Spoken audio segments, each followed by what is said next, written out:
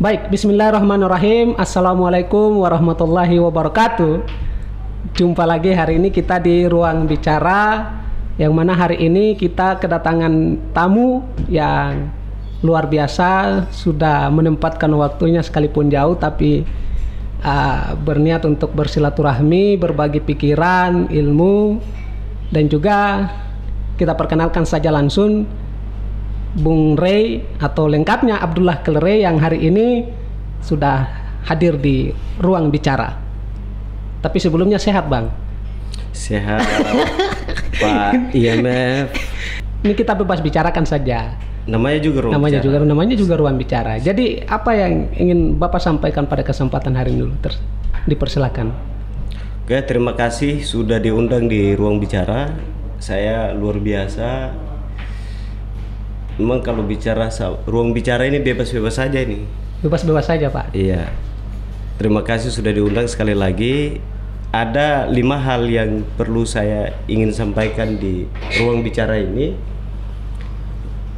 Yang pertama, hari ini kita lihat di pasar global dunia hari ini, dalam kehidupan manusia atau aktivitas manusia selalu dipaksakan sebenarnya untuk hidup, apapun kehidupannya, apapun aktivitasnya harus menggunakan teknologi. Baik.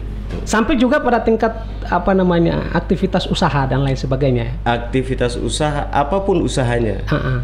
Untuk itu saya hari ini sangat mengapresiasi sebenarnya adanya ruang bicara ini untuk kita sebagai generasi muda atau kaum muda untuk mampu menyesuaikan diri dengan perkembangan tidak teknologi. Kaku gitu loh. Iya, baik. Agar tidak kaku.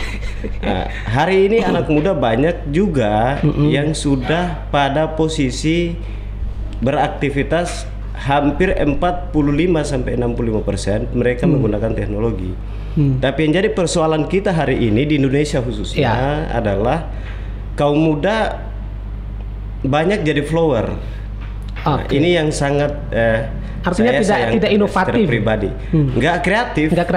Kalau inovatif, cara berpikir mereka kadang-kadang inovatif, apalagi ditemani kopi 1 gelas dengan rokok, luar biasa pikiran-pikiran mereka. Tapi yang jadi persoalan adalah mereka hari ini tidak kreatif. Baik. Hampir semua, terutama di kalangan aktivis. Sebagai aktivis, saya pikir teman-teman aktivis hari ini banyak masih menjadi follower di era teknologi ini. Hari ini soal dampak pandemi ini kan menyeluruh ya, sampai kepada tingkat sektor ekonomi, kehidupan aktivitas sehari-hari ini kan berpengaruh dari dampak pandemi ini. Nah, dengan teknologi hari ini kan justru membuka peluang besar untuk tidak lagi menjadi follower tadi. Nah, artinya sudah ada ruang terbuka, sekalipun kita dibatasi ruang-ruang sosialnya. Nah, apa pesan yang ingin disampaikan pada kesempatan hari ini terkait dengan sekalipun di masa pandemi, tapi harusnya kita kreatif dalam mengembangkan usaha dan lain sebagainya. Oke, makanya tadi di atas saya sampaikan bahwasanya hari ini banyak generasi muda, terutama kaum aktivis, hampir semua menjadi follower. Maka saran saya sebenarnya di beberapa momentum saya sampaikan ke terutama kaum muda atau teman-teman aktivis, ya jangan jadi follower yang baik dan benar gitu loh. Jadilah kreator, berpikir kreatif gitu. Maka di masa pandemi atau di era digitalisasi ini, saya ingin sampaikan lagi bahwa kaum muda terutama aktivis sudah saatnya memproteksi masa depan. Nah, ketika kita memproteksi masa depan, kita mengetahui masa depan kita, saya pikir tidak terlalu begitu sulit tuntutannya di era digitalisasi ini, saya pikir nggak ada masalah. Agar kita tidak dibilang sebagai follower yang baik dan benar tadi, maka harus memproteksi masa depan. Contoh, teman-teman mahasiswa yang ada di semester 5 sampai semester akhir sudah harus memproteksi diri. Saya ke depan mau jadi apa? Apakah saya mau jadi politisi? Apakah saya mau menjadi praktisi? Apakah saya menjadi pengusaha? Atau apapun, harus sudah diputuskan sejak dia berada di semester 5. Kenapa? Agar setelah dia lulus dari kampus, dia tidak galau lagi, tidak kaku lagi dia dalam tidak kaku mengikuti lagi. fluktuasi kehidupan kira-kira gitu ya. Jadi apapun tuntutannya dia siap. Nah, hari ini dia kawan-kawan aktivis terutama banyak kuliah, ada di Fakultas Hukum, Fakultas Ilmu Sosial, Ilmu Politik, Ekonomi. Di kampus boleh dia berkoar-koar untuk dia harus menjadi seorang praktisi hukum atau sebagai seorang politisi. Tetapi setelah dia keluar dari kampus, sejak toganya dipindahkan dari kiri ke kanan kalau saya nggak salah, minggu pertama aja dia bahagia. Setelahnya galau sepanjang hari. Dia nggak tahu apa yang harus dia lakukan. Baik. Maka padahal sudah terbuka ya dunia teknologi yang semakin berkembang pesat ini. Kenapa fakta itu ada dan kenapa harus begitu? Karena dia tidak memproteksi dirinya sesuai dengan fashionnya.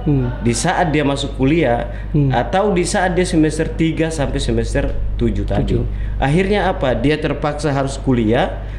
Dia sebagai seorang aktivis, dia lupa beraktivitas dan dia lupa dengan masa depan dia. Harus dibangun. Baik. Ya kalau dia tidak proteksi, dia menyiapkan itu ya. Ya saya pikir habis kuliah pasti galau lagi. Bahagianya yang tadi saya bilang, bahagianya seminggu.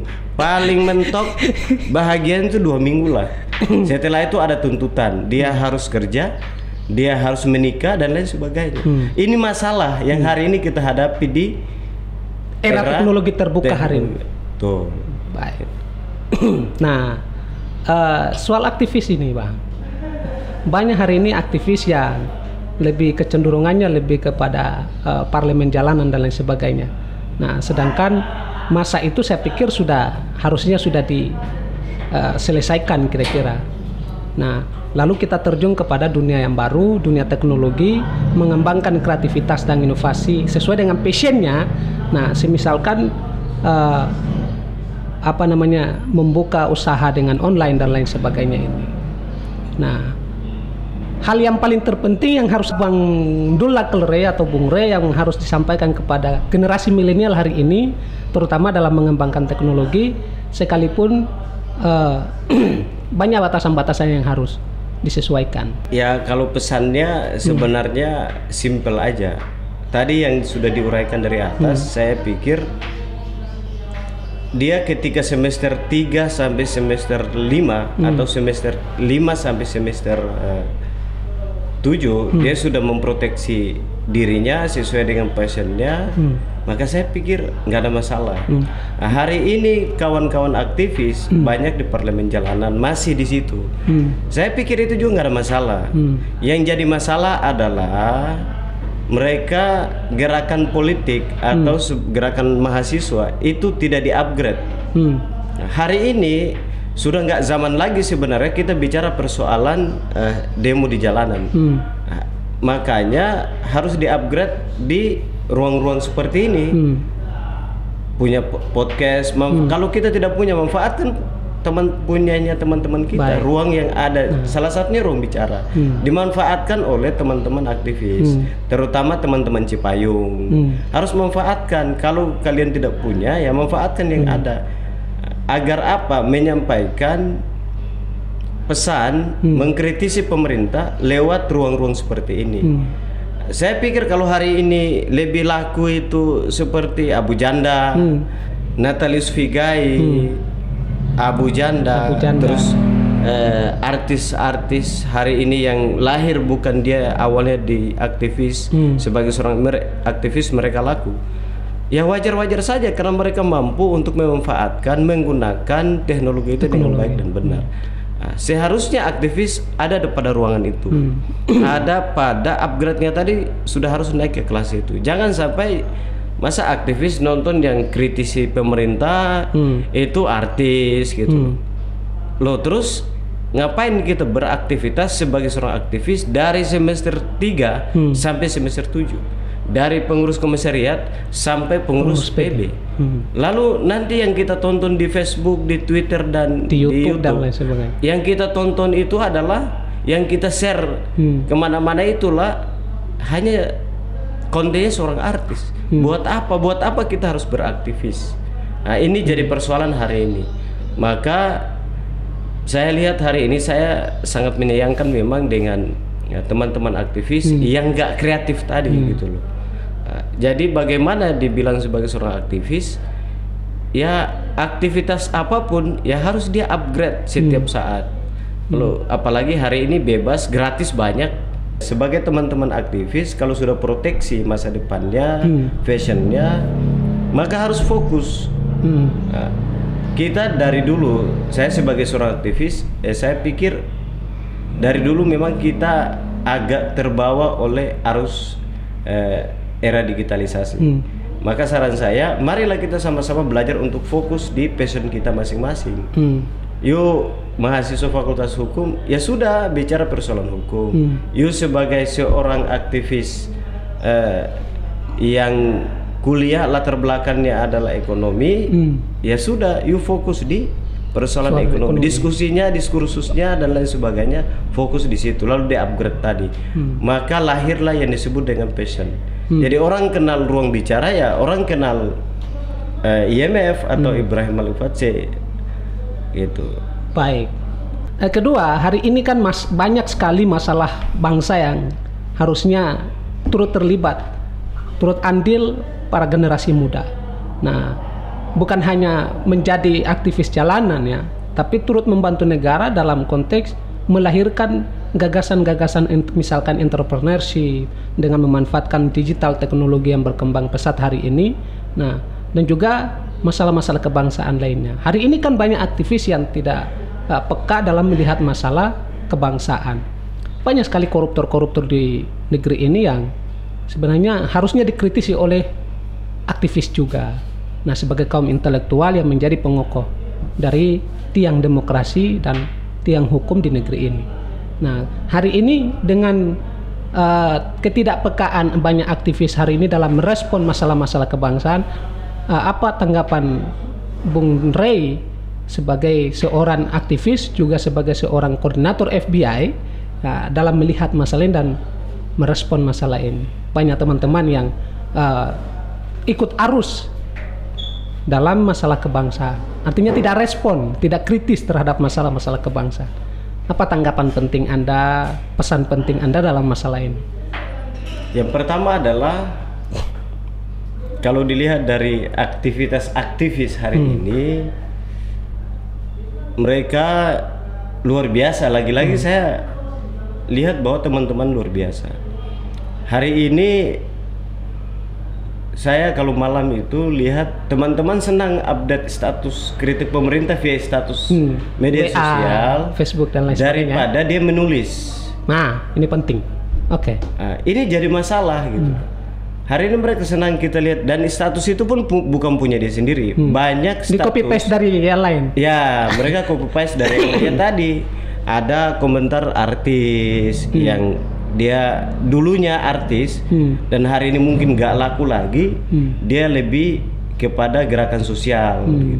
Lalu dengan quote-nya atau bahasa kritisnya dia, itu kebanyakan teman-teman aktivis menggunakan untuk status-status untuk ikut mengkritik pemerintah. Padahal yang sesungguhnya seharusnya sebagai seorang mahasiswa yang berlatar belakang aktivis, harusnya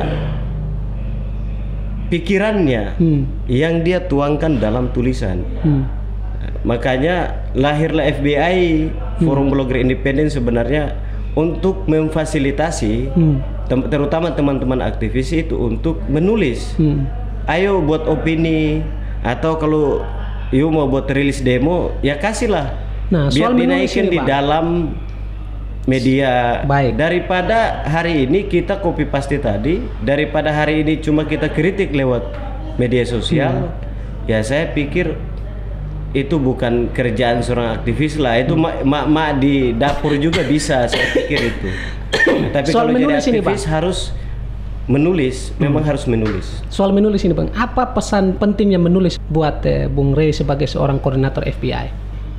Menulis itu bukan penting, tapi kewajiban. Kewajiban, baik. Menulis adalah kewajiban. Sebagai umat manusia atau sebagai seorang aktivis, seorang mahasiswa yang berlatar belakang aktivis, punya kewajiban membaca dan menulis. Membaca dan menulis. Dan terpenting menulis itu bagus adalah menganalisis. Baik. Ini yang penting. Karena kalau menulis itu kan nanti ke depan dia sebagai salah satu barang berharga, investasi masa depan ketika kita sudah tidak ada lagi di dunia ini. Maka tetap pikiran-pikiran kita itu bisa kita tinggalkan untuk generasi selanjutnya. Contoh siapa? Contoh ada Bung Karno, ada fotonya di sini.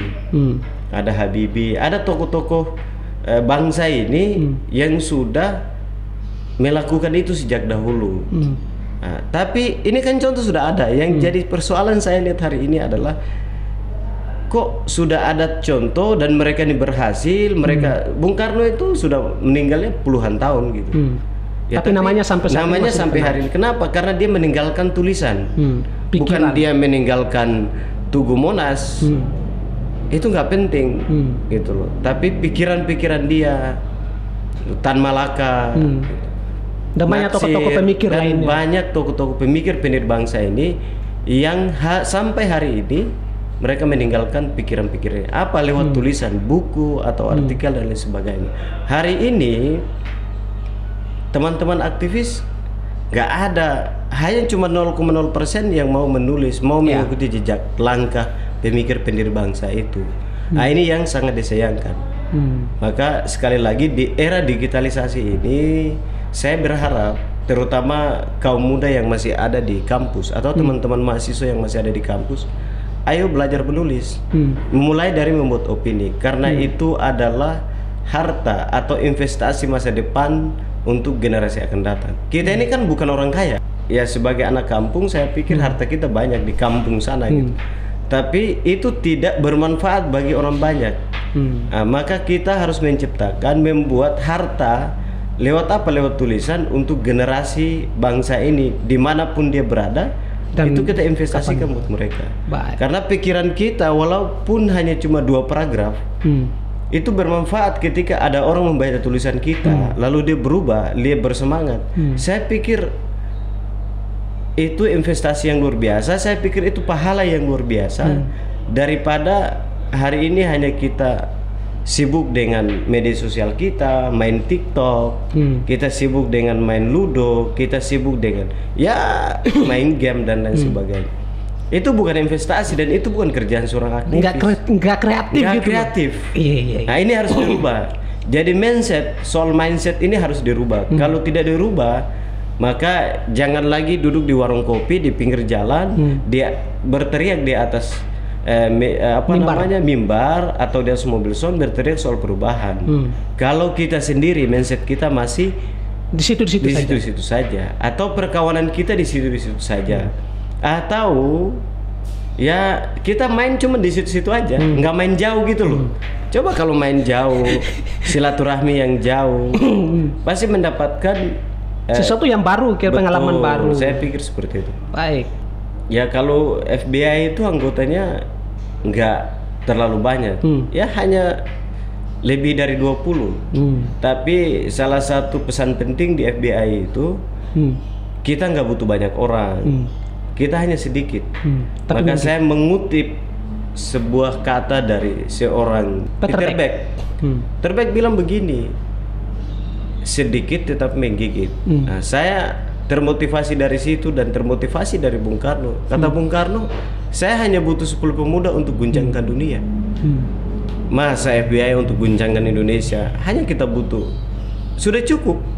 Difasilitasi, mereka punya pikiran-pikiran yang terbuka, mereka punya inovasi, mereka punya cara-cara berpikir yang dilatar belakang dengan kreativitas tadi. Nah, maka dalam kesempatan ini saya pikir pesan terpenting adalah teman-teman harus rubah mindset berpikirnya dan berpikirlah kreatif untuk mengikuti, untuk menjawab tantangan, untuk berselancar di era digital, agar kita tidak dilihat oleh zaman teknologi ini. Karena perubahan atau kita semua sudah mengetahui bahwa segala macam urusan apapun itu yang dibutuhkan hari ini, dunia butuhkan hari ini adalah teknologi.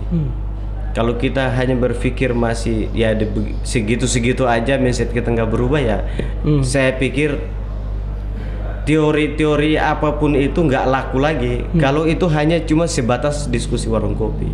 Teori-teori itu laku kalau di-upgrade menjadi bahan atau sebagai sebuah tulisan atau dimanfaatkan ruang-ruang podcast seperti ini. Saya pikir itu yang bisa saya titipkan hari ini di ruang bicara ini kepada teman-teman aktivis. Dan terakhir adalah teman-teman aktivis, mari sama-sama, mari gabung di FBI. Mari memanfaatkan ruang bicara ini atau podcast ini. Karena ini zamannya, Bos. Bukan lagi diskusi warung kopi, kopinya habis, rokoknya habis, pulang tidur. Nah, ini masalah. Maka mindset ini harus dirubah. Saya pikir itu.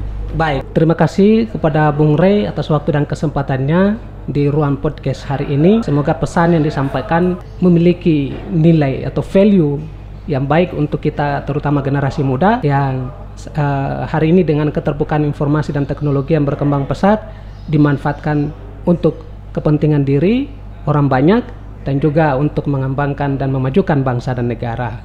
Terima kasih. Wassalamualaikum warahmatullahi wabarakatuh. Salam.